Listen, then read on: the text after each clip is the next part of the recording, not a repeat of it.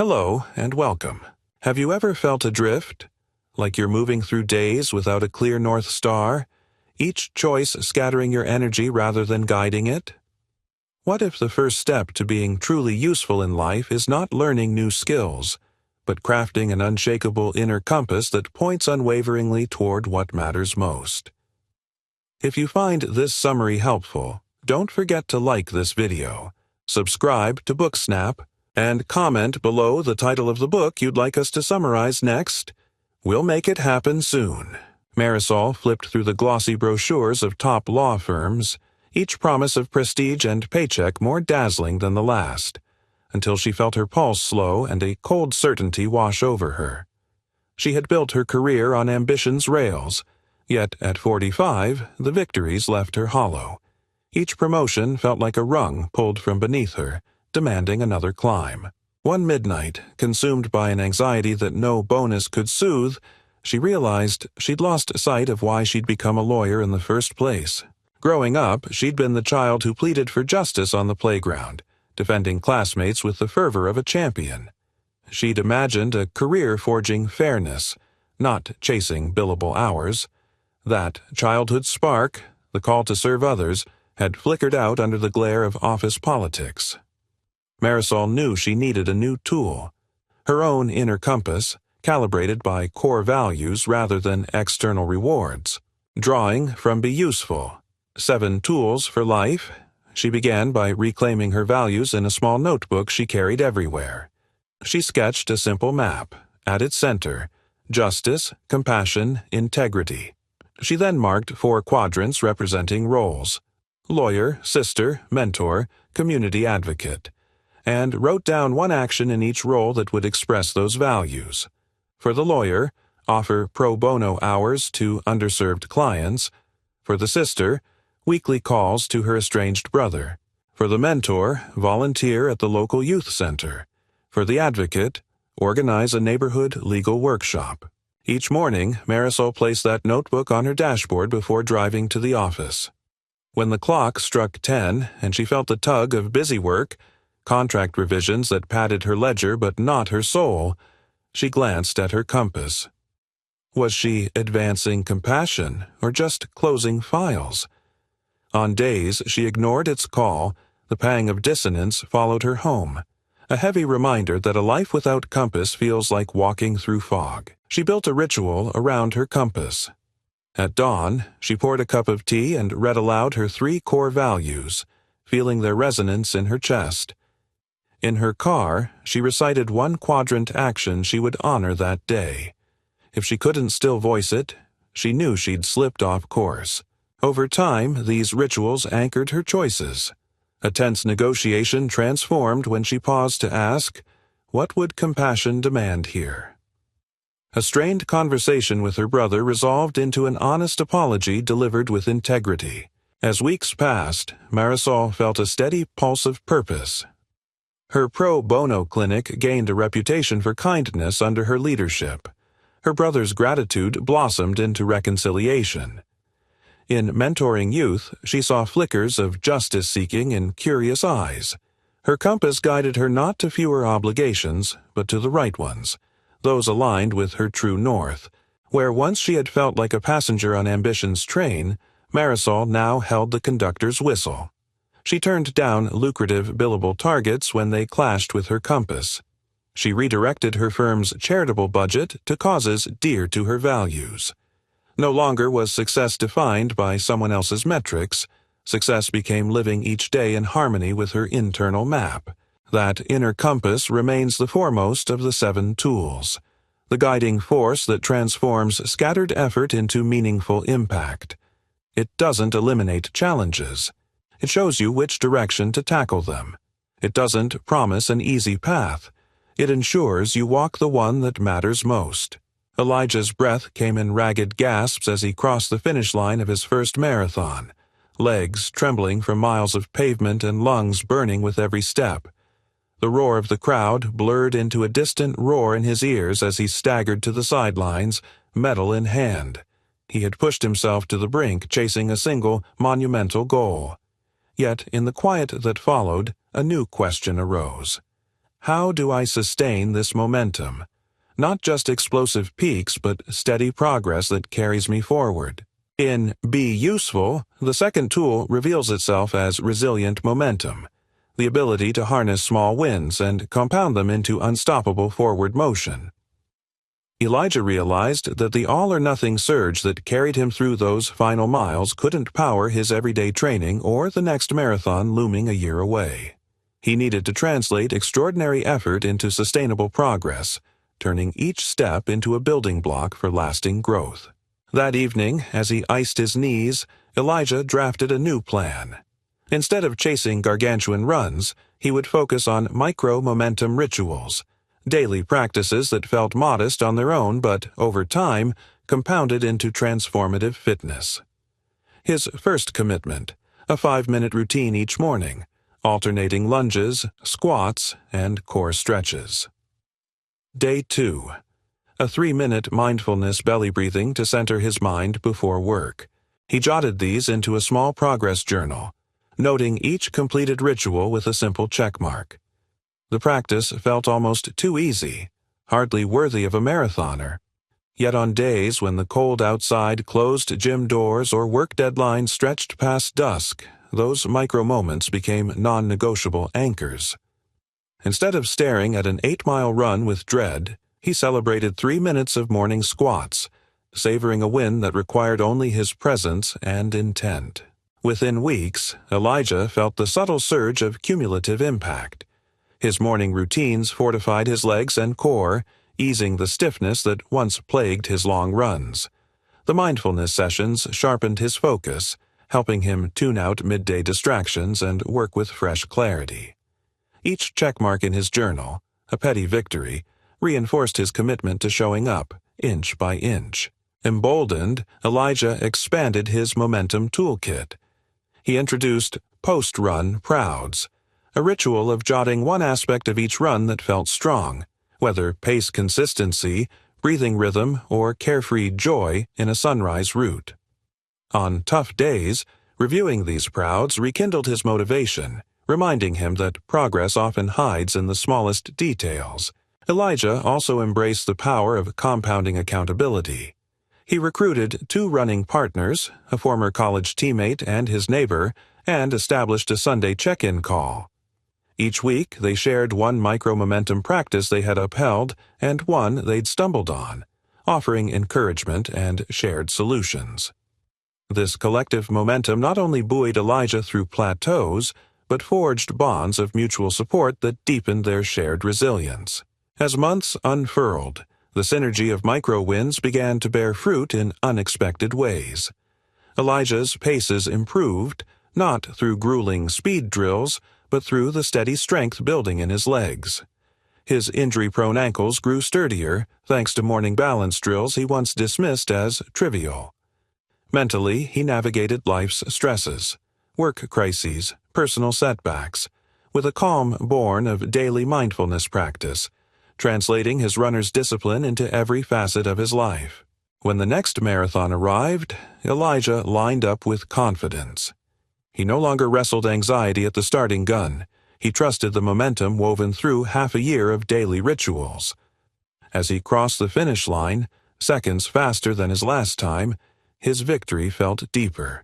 Not the product of a single heroic run, but the inevitable outcome of modest acts, repeated with consistency and care. Back at home, Elijah reflected on the journey. The marathon's medal hung beside his progress journal, a symbol not just of endurance through one race, but of the resilient momentum he had grafted into his life. By transforming phenomenal ambition into everyday rituals, he learned that sustainable progress is less about monumental surges and more about the unglamorous devotion to small wins. As dawn breaks on your own path, be it fitness, creativity, or career, consider the micro-momentum rituals you can weave into each day. Celebrate the smallest advances, share them with a trusted companion, and watch as those seemingly inconsequential victories compound into unstoppable forward motion. In the steady rhythm of tiny triumphs, you'll discover the power to be truly useful, both to yourself and the world you're running toward. The morning light streamed through cracked classroom windows as Aisha unraveled another reel of expired film, determined to breathe life into her makeshift darkroom. The students around her chatted about their dreams: astronauts, novelists, software engineers, but the dusty lab and limited supplies felt like a shackle on her own aspirations. She'd taken the teaching post at the rural school out of necessity, not choice, and her creative spark dimmed under the weight of outdated equipment and dwindling funding. One afternoon, as her analog camera jammed yet again, Aisha stumbled upon a passage in Be Useful on creative resourcefulness, the art of doing more with less by tapping imagination and lateral thinking. She realized her classroom's constraints could be a canvas rather than a cage, a laboratory for inventive problem-solving that would model resilience for her students. She started small. With only a handful of film rolls, she invited students to shoot reflections in rain puddles, distorting portraits that felt surreal. Broken lenses became prisms for light experiments, and abandoned glass jars morphed into lenses when stacked just so. Aisha scavenged old projector bulbs to create a starlight simulator for astronomy lessons, dimming the ceiling with constellations born from jewelry store mirrors and colored gels. Her resourcefulness workshops became weekly highlights. Students traded scavenged materials, cardboard scraps, plastic bottles, fallen branches, crafting pinhole cameras and DIY kaleidoscopes. The worn lab, once silent and stale, buzzed with laughter and invention. Each project invited them to see obstacles as opportunities, teaching creativity not in spite of lack, but because of it. When an official from the district announced a small grant for modernization, the students presented their makeshift devices as proof that innovation thrived even without new equipment. Touched, the official awarded them double the grant for STEM materials, an outcome only possible because Aisha's students had showcased their imaginative problem-solving. As fresh supplies arrived, Aisha integrated them into larger projects: a camera obscura that projected live street scenes onto classroom walls, a time-lapse rig built from repurposed motors, and a community exhibit celebrating homemade inventions. The town's residents, farmers, shopkeepers, retirees, crowded the school hall, marveling at wonders born from imagination. Resourcefulness had become a bridge from scarcity to abundance, inspiring the entire community to look at their own constraints through creative eyes. Aisha's journey revealed a powerful truth. Being useful often means leveraging what you have to create what you need. In a world that equates resources with results, she showed her students and herself that ingenuity thrives in the fertile soil of necessity. And when they graduated, these young inventors carried their creative confidence into new arenas, ready to transform any challenge into an opportunity for brilliance. Evening light filtered through the windows of Raphael's pottery studio as he labored over a delicate vase, his fingers slick with clay. He had always worked alone, his craft a solitary meditation, believing that true mastery demanded isolation. Yet sales had plateaued, and the weight of self-reliant expectation bore down on him like an overcast sky. Customers praised his technical skill but felt no personal connection. Raphael's kiln-fired creation sat unclaimed on dusty shelves. Late one night he discovered Be Useful and paused at the chapter on essential relationships, the fourth tool revealing that no one thrives in isolation, and that the deepest value we offer comes through genuine connection. Raphael realized that usefulness wasn't just in beautiful forms, but in the relationships those forms could foster, weaving communities around shared experiences. The next morning, Raphael invited his neighbor, Layla, a local cafe owner, to his studio for a cup of tea and a vase-making demonstration. He watched her eyes widen as he coaxed a lump of clay into shape and felt a spark. Here was the missing element in his work, the living bridge between artist and admirer. They devised a plan to collaborate. Raphael would create bespoke mugs for the cafe's signature blend, stamped with poetry lines chosen by local patrons. Each order came with a story: who ordered it, their favorite poem, and why. The mugs, fired with clay-smudged fingerprints, carried the warmth of human connection back to the studio as well as the cafe. Next, Raphael hosted clay and conversation evenings in his workshop, inviting community members to shape their own small projects under his guidance. At first, a handful of curious neighbors joined, awkwardly pressing clay into lumpy forms. But as shared laughter and shared failures filled the air, a vibrant camaraderie blossomed, proof that relationships, like clay, need touch and time to take shape. Raphael also reached out to a local gallery owner, proposing a rotating exhibit where each display spotlighted a collaborative piece and the story behind it. Patrons flocked not just for the art, but for the human narratives.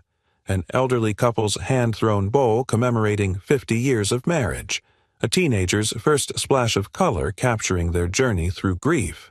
As these relationships deepened, Raphael saw his usefulness expand. His studio's shelves emptied, his kiln glowed through the night to meet orders that carried more than function. They carried friendship, memory, and shared joy. He himself found renewed purpose in the exchange. No longer was he a distant artisan, but a participant in the lives his creations touched. Through these essential relationships, Raphael learned that usefulness is multiplied when offered within a web of genuine connection. His craft transcended the solitary pursuit of perfection.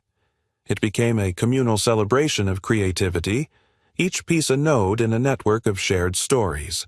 In recognizing that relationships are not ancillary but core to our usefulness, Raphael transformed both his work and his life, shaping clay not just with his hands, but with his heart, guided by the profound truth that we are most useful when we create and connect together. Margaret's garden lay fallow under the summer sun, its once vibrant rows of marigolds and tomatoes choked by summer's relentless heat. In her hands, weathered by decades of knitting delicate sweaters for grandchildren, she held an empty seed packet, its promises of blossoms now echoing hollowly. At 72, newly retired from a career as a nurse, she carried a quiet ache. Her days had lost the rhythm of helping others, the pulse of meaningful work that once defined her. One evening, while sifting through boxes in her attic, Margaret unearthed a worn pamphlet titled "Be Useful: 7 Tools for Life." Opening to the chapter on purposeful service, she read, "Serving others is not merely an act of kindness, but a pathway to a life that ripples outward, enriching both giver and receiver." The words resonated like a tolling bell. Here was her missing tool, a way for her skills and compassion to bloom anew. Margaret decided to transform her dormant garden and quiet home into a hub of service. She began by contacting the local hospice center where she had once worked. She offered to teach knitting to patients and families, stitch by stitch, item by item, a tactile embrace of comfort during hard days. The response was swift and heartfelt. Lifelong knitters rekindled old joys, novices discovered creative solace, and in each loop and purl, Margaret found the heartbeat of community. Seeing the knitting circles flourish, Margaret expanded her purposeful service. She volunteered at the food bank, using her nurse's precision to organize pantry shelves and ensure equitable distribution. There, she learned of families struggling to feed children during summer break. Moved, she rallied neighbors to donate garden surplus, creating community harvest boxes, brimming with fresh produce. Her fallow beds, now tilled by newfound purpose, sprouted life not only in soil but in shared nourishment. Margaret's next gesture of service arose from a chance conversation at the park. A young mother struggled to manage rambunctious twins while juggling grocery bags.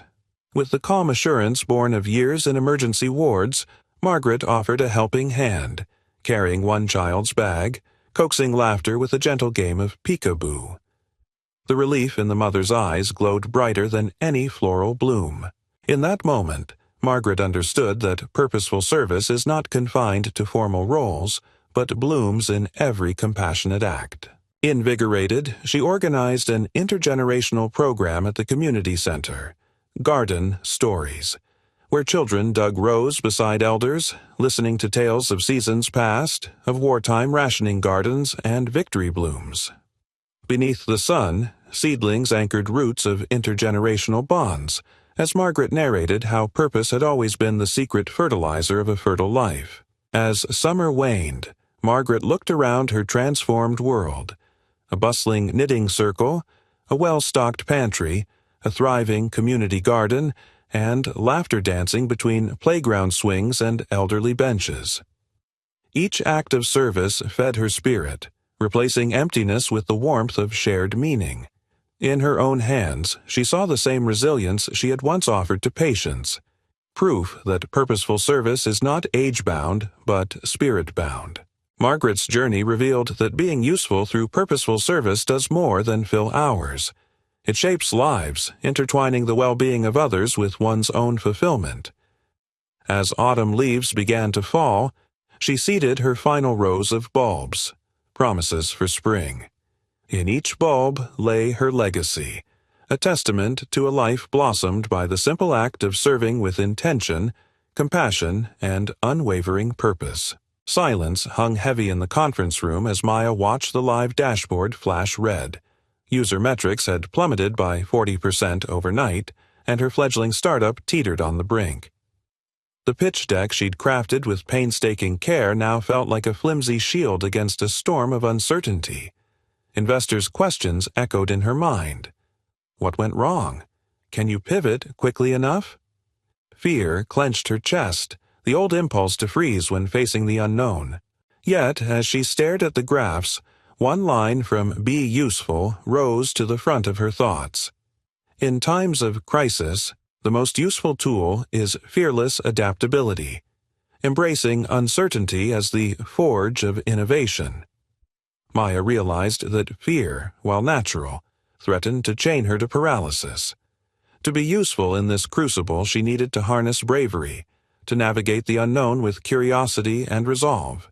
Taking a deep breath, Maya convened her core team and laid out the crisis: the sudden dependency on a deprecated API by a major partner, the cascading errors that caused user drop-offs, and the urgent need for a rapid, resilient solution. Rather than dwell on blame, she introduced a new ritual: the adaptive sprint.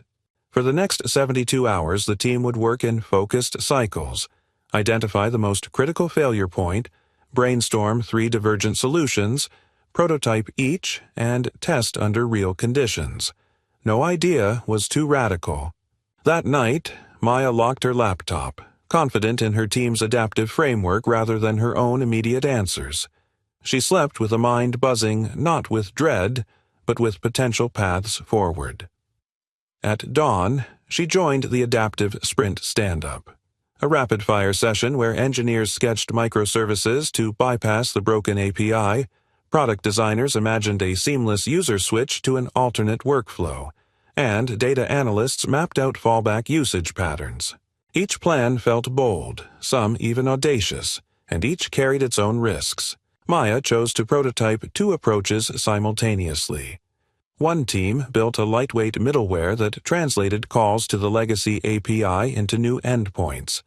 Another reimagined the user journey entirely, offering offline mode features that converted the catastrophe into a unique value proposition. Maya marshaled her resources where they counted most, shifting budgets and headcounts in real time, a fluid dance of priorities guided by fearless adaptability. As lines of code flew and whiteboard ideas multiplied, Maya cultivated a second element of adaptive bravery: transparent communication.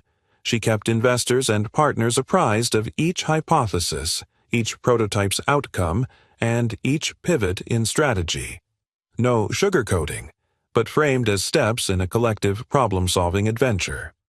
Her candor fostered trust rather than panic. Stakeholders marveled at how she transformed a crisis into a collaborative pursuit of innovation. By hour 48, the middleware prototype had restored 60% of functionality. The offline mode concept, though more experimental, showed promise in user tests, with hypothetical edges like reduced server costs and unique branding narratives. Maya's team coalesced around a hybrid plan. Immediate middleware fallback paired with a phased rollout of offline experiences. They coded, tested, and deployed in rapid succession, guided by data-driven decisions and the mantra: adapt fast, learn faster.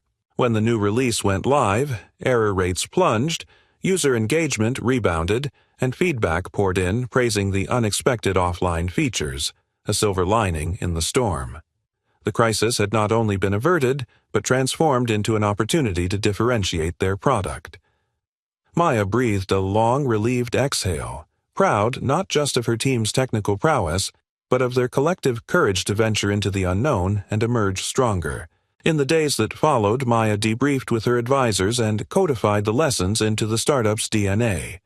Fearless adaptability became a core value, practiced through regular what-if sprints, scenario planning workshops, and cross-functional hackathons. They established an Adapt Lab channel where any team member could propose wild experiments, knowing that the crucible of uncertainty was a crucible of potential. Maya also carried this tool into her personal life. When her aging parents faced sudden health challenges, she approached the situation with the same adaptive mindset, researching care options, co-creating contingency plans with siblings, and pivoting their family routines to ensure support systems remained flexible and robust.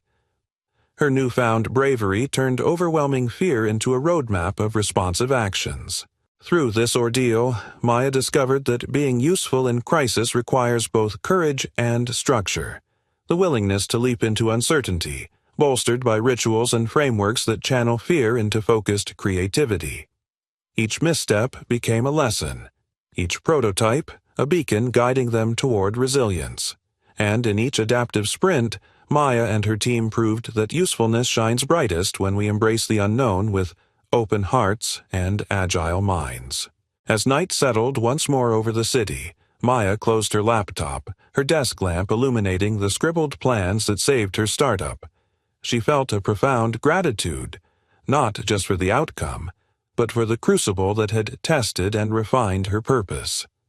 In the ever-shifting currents of life, fearless adaptability would remain her anchor, ensuring that she and those she led could navigate any storm with resolve, innovation, and unwavering useful purpose. Late one spring morning, Dr. Elena Park found herself standing in the hushed corridors of the research institute she had joined fresh out of her PhD decades earlier. The familiar hum of centrifuges and flicker of fluorescent lights brought a bittersweet ache to her chest. This building had been both cradle and crucible for her life's work. But in recent years, her passion had dimmed. Experiments that once felt like frontiers now felt like chores, each protocol a rote step in a script she'd long since memorized. On her final lap of the wing, she paused before the world-class microscopy suite, a place she had once entered with heart-pounding at the promise of unseen worlds. In her pocket, Elena carried a slim volume of Be Useful, flagged at the chapter on lifelong curiosity, the seventh tool revealing that wonder is not a fleeting spark but a perennial resource that sustains us through every season of life. As she flipped to the marked pages, she read, "Curiosity is the compass that guides our journey, renewing our connection to the mystery and richness of the world, no matter how familiar it may seem." In that moment, Elena felt the stirrings of an ember she thought extinguished. She remembered her early days as a graduate student, when each slide under the electron microscope unveiled landscapes of molecules that danced with invisible life. She recalled the thrill of asking questions so fundamental they felt almost sacrilegious, and then pursuing their answers with abandon. That same sense of wonder, she realized, still pulsed beneath the layers of routine. Elena decided to reclaim curiosity as her companion, not just an occasional muse. She began by introducing daily wonder sessions into her schedule. 10 minutes at dawn, before data logs and deadlines, to explore any random phenomenon that captured her eye. One morning, it was the iridescent sheen on a soap bubble. Another day, the erratic flight of a moth around a street lamp. She jotted observations in a leather-bound Wonder Journal, letting questions flow without judgment. Why do those colors shift? How does the moth navigate dark spaces? These sessions unsettled her measured mind, inviting delight in the simple and everyday. She carried her questions into the lab. When a routine assay returned unexpected fluorescence, she didn't shrug it off as a glitch. She leaned in with renewed fascination, tracing the errant signal to a novel protein interaction that had slipped beneath her previous radar. What others might have tossed into the noise bin became a doorway to discovery, ignited by her rekindled curiosity. To broaden her horizons, Elena resurrected the Curiosity Exchange, a monthly gathering she had once hosted for young researchers. This time, she opened it beyond her department. Engineers, artists, philosophers, even local poets joined via video link to share their own questions, mechanical anomalies, lines of verse, existential puzzles. In the swirl of disciplines, Elena found fresh lenses through which to view her work. A poet's metaphor about starlight trapped in grains of sand inspired her to examine nanoparticle behaviors in a new light. An engineer's description of chaotic feedback loops led her to tweak her cell culture oscillation experiments with surprising success. These exchanges also became intergenerational bridges. Graduate students who once saw Elena only as a distant mentor now approached her with ideas unburdened by protocol. She found herself learning alongside them, their unjaded wonder reminding her of her own beginnings. One student's offhand remark, "What if we viewed cellular membranes as dynamic ecosystems rather than static barriers?" prompted Elena to design a series of live imaging experiments that revealed surprising membrane undulations, eventually yielding insights into drug delivery mechanisms. Beyond the lab, Elena infused curiosity into her personal life. On weekends, she and her spouse embarked on micro-expeditions, choosing a random map coordinate within a 2-hour drive and exploring whatever lay there: a hidden waterfall, an abandoned rail line, a village market. These adventures, unplanned and unpolished, reminded her that wonder isn't confined to professional spheres, but thrives wherever we allow ourselves to see. She also introduced curiosity to her grandchildren, awarding them curiosity badges for each question that sparked a mini research venture. When her granddaughter asked why ice sometimes formed fractals on the window pane, they spent an afternoon creating homemade crystals from salt and sugar, comparing patterns and photographing their tiny glaciers under magnifying glasses. The children's squeals of delight rekindled Elena's own childhood awe. Over months, Elena noticed a transformation. Her experiments bristled with innovation, her writing crackled with fresh imagery, and her leadership pulsed with a contagious energy. Colleagues described her as blossoming in her twilight years, a remarkable reversal for someone who had once feared waning relevance. The Institute, too, embraced her example, embedding wonder workshops into its professional development programs, encouraging staff at all levels to pause and ponder the marvels of their work. When the time finally came for Elena's farewell lecture, she stood before a packed auditorium, not to recount her decades of achievements, but to issue an invitation. Cultivate curiosity as your lifelong companion. Let it guide you beyond fields and formulas, into the boundless landscapes of possibility. She urged each attendee to begin with a single daily wonder session, to let that ember glow into a sustaining flame that lights every corner of their lives. As she closed the lecture, a young researcher in the front row raised a hand and asked, "Professor Park, what question will you explore next?" Elena smiled, her eyes alight. "I plan to find out," she replied, "but I won't insist on an answer today. Sometimes the most useful act is simply to remain curious, remain curious, remain curious, remain curious, remain